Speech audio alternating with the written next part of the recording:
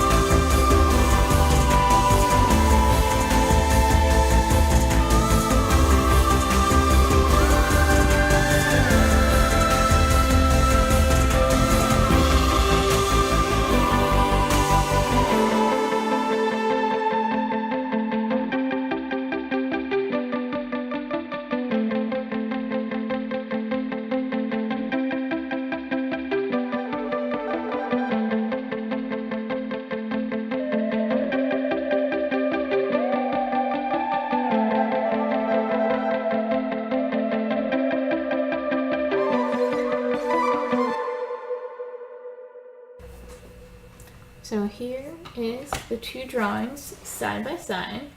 I absolutely love how this one came out.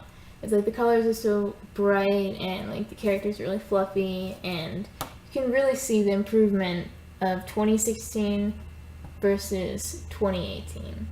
This is like one of those times where you can really see that as long as you keep practicing, keep working on it, that you will get better and you can make progress. You just have to stick to it and don't give up. And so I really enjoyed this, and I'm going to be doing more of this, redrawing old art.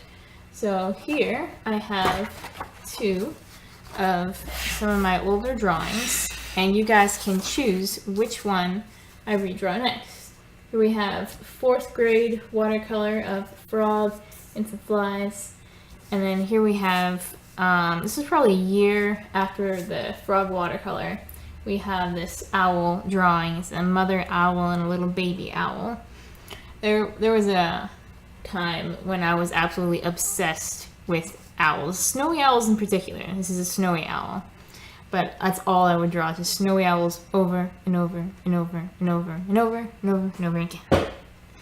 So this is one of those drawings from then, and this, I remember doing this in class. I remember the day I did this. My favorite part was adding the little flies, and they're like, can he hear us? Look at that face.